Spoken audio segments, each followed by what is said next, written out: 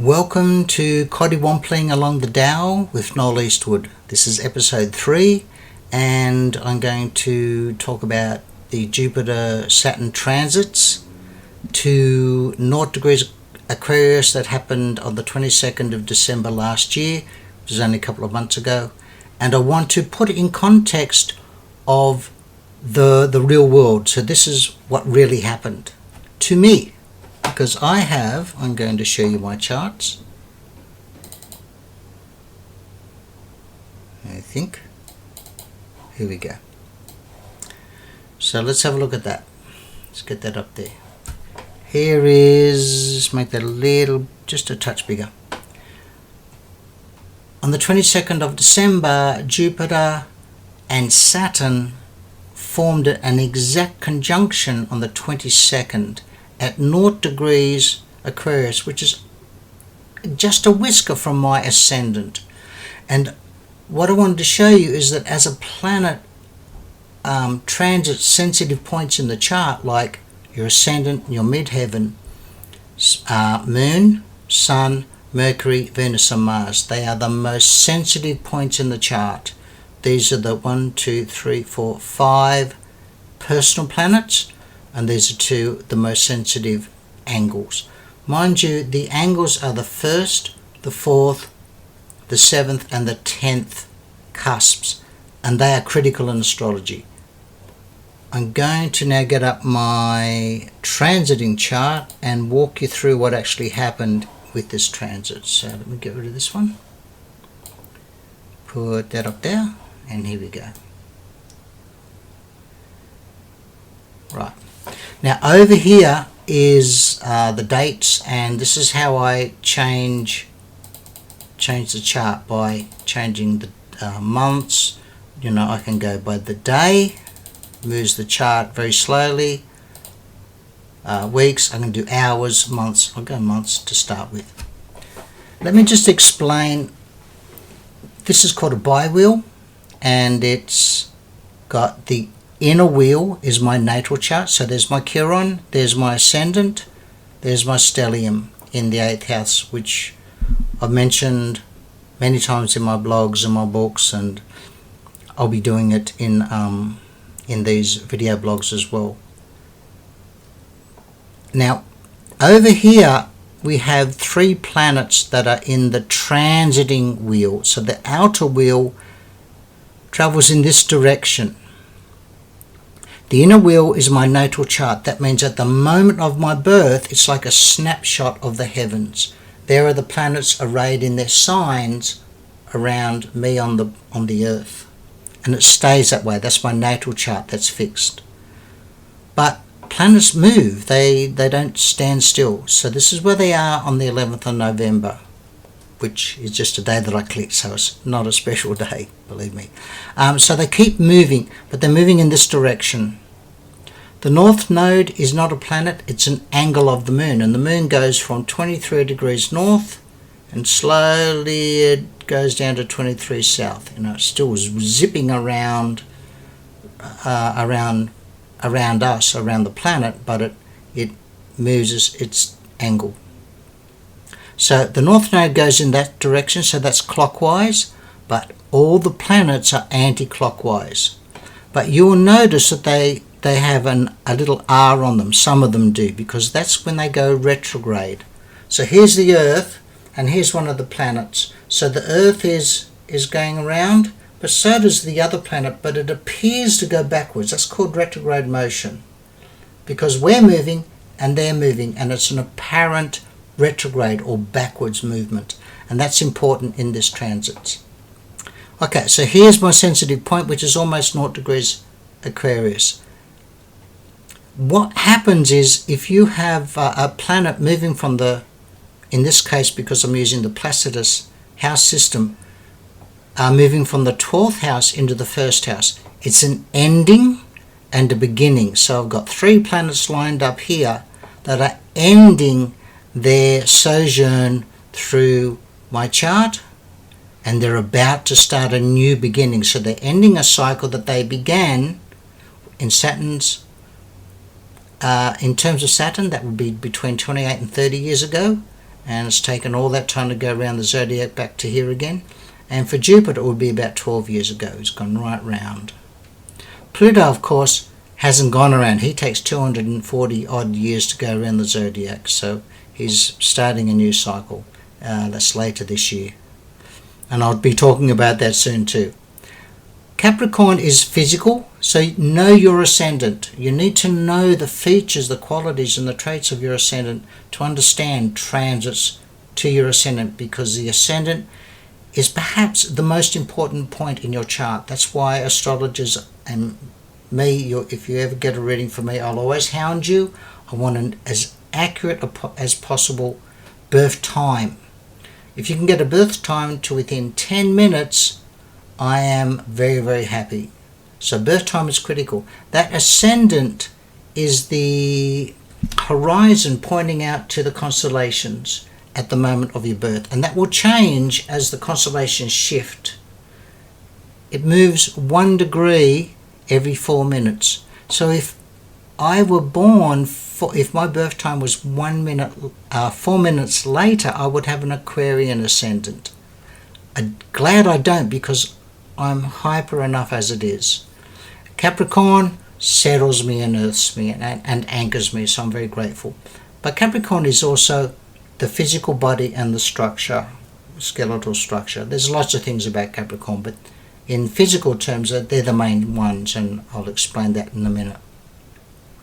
If it was an Aquarian ascendant that you have, or if your sun or moon or one of your personal planets are at 0 degrees where this transit occurred in,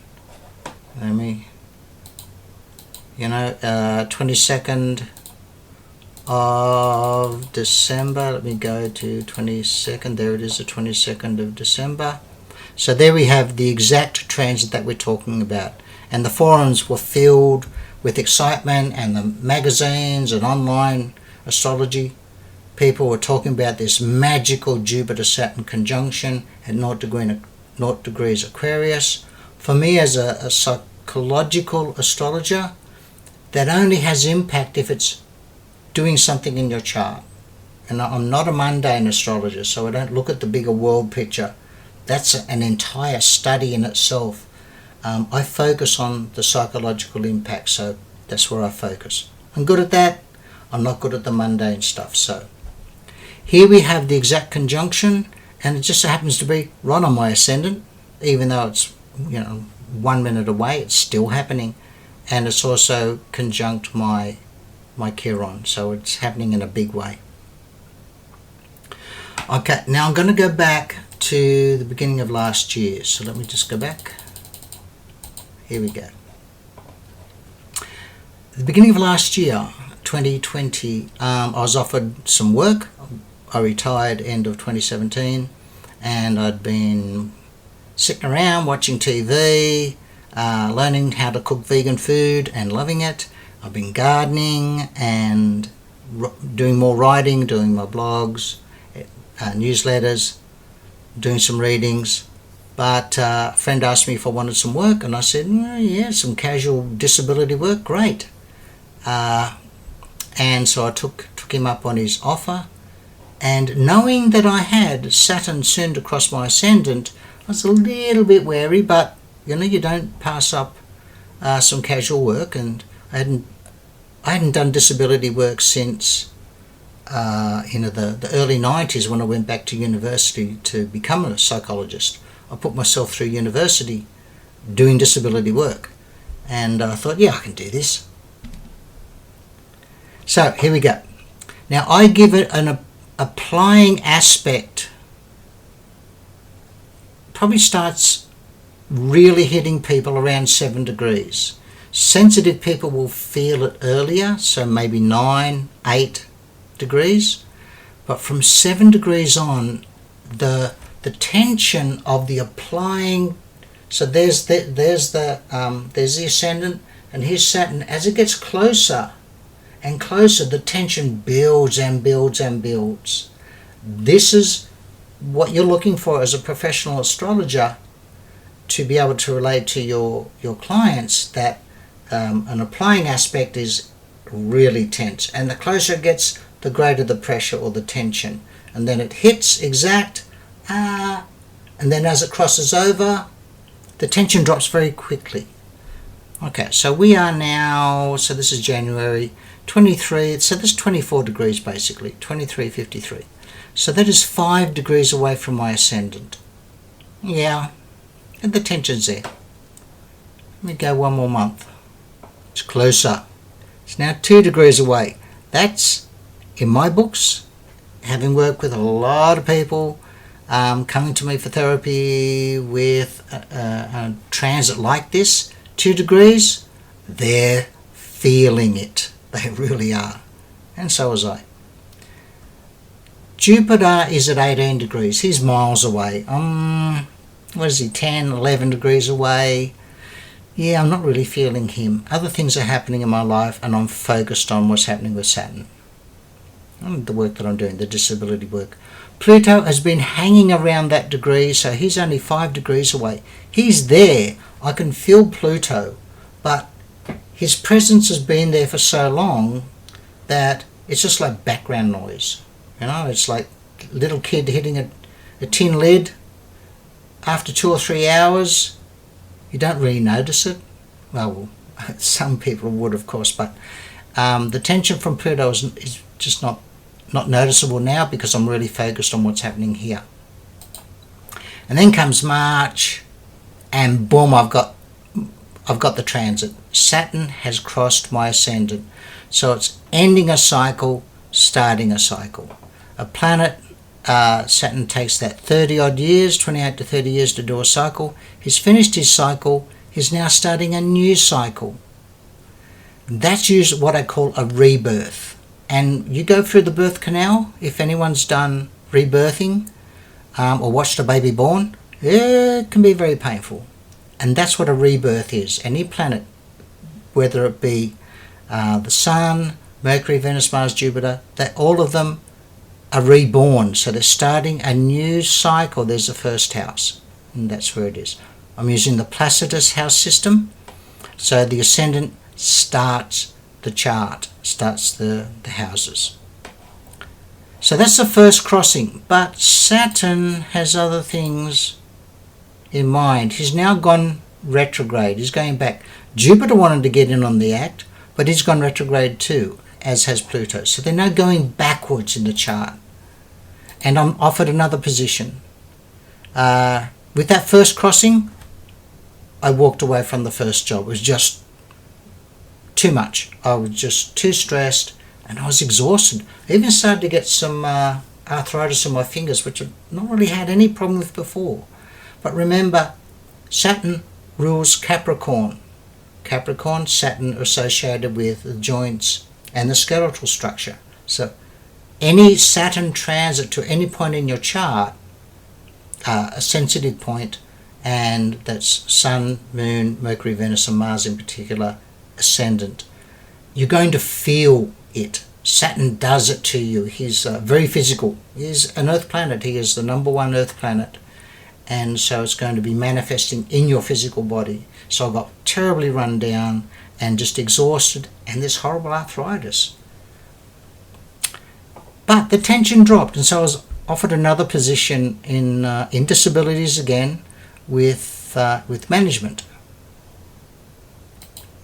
And so now we've got our second crossing, and there were more crises. So in the job that I took over, in management, in disability, there's always crises in disability. It's just the nature of the work. So there's another opportunity for me to get stressed. And see, all of these guys have all retrograded, so they've gone backwards. So they're separating now away from the ascendant. They're back in the 12th. The 12th house for me is like a cave. If you've read my 12 houses book, you know how I see the 12th house. And so that went up to August, September, October. Okay, by now I've quit both jobs because I saw what was happening. I thought, like, if I go through this transit to my ascendant a third time, because this time I'm going to have Jupiter there as well, because he just makes things bigger. He's expansion. I'm going to end up in hospital. So I thought, that's it, I'm quitting, and I'll just focus on my books, I'll focus on my newsletters and my blogs and my readings.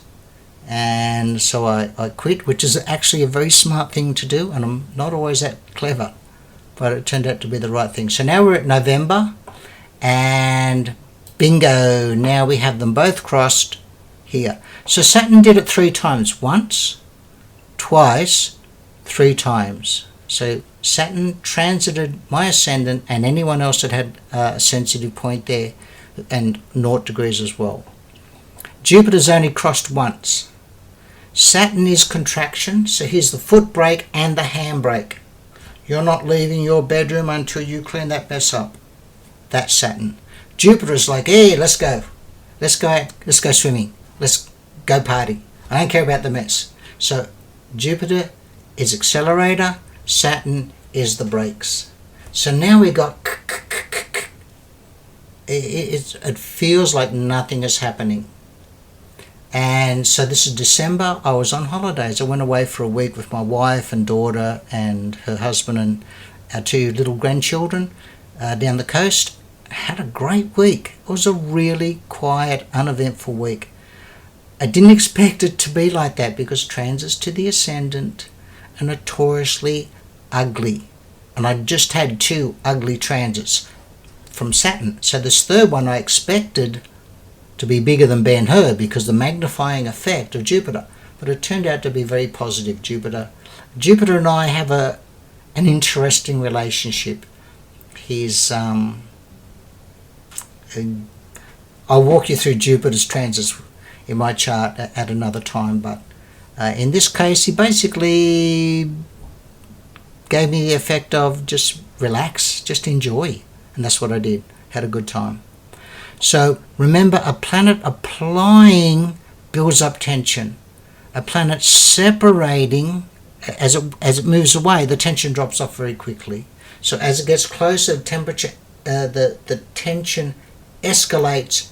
As it moves away, it drops very quickly. And now, there we go, they're gone. They're not returning back here, so I can breathe a sigh of relief. But then, of course, I got Pluto, which I deliberately set up my dreaming last night to contact Pluto, and that's going to be another video blog because even I was blown away by what happened. Mind you, I've seen people that have Pluto transits of their ascendant, and you think Saturn's ugly, wait till you see Pluto. Of course, I'm an astrologer, so I'm terrified. So I needed to make friends with Pluto soon before he comes kicking the door in. Okay, so there we have, there it is, 22nd. There's the exact conjunction. Jupiter, Saturn conjunction, transiting a sensitive point. Because I'm a psychological astrologer, I'm looking at what does that do in a person's chart. So that's in my first house, so it's fundamental change. And I've had this past month, 2 months, I have had fundamental change. I've published The Fool's Journey Through the Cups, and it actually turned out to be a bit of a rip snorter. And after 2 years, want to be, wouldn't it? But I'm changing a lot of other things as well. And like I've started this video blog, which I've had planned to do for the past 2-3 months, and finally I've started it. And I'm no longer terrified of the microphone and the camera and putting it onto YouTube into the world. So that's a good sign. So if it happened anywhere else on my chart, I'd be able to explore that and explain that to you as well. But this has given me an opportunity, and thank you to Mandy for suggesting this. Yeah, it's a personal thing that affects you personally, and that's how it's affected me. Okay, I'll catch you at the next blog, so thank you very much.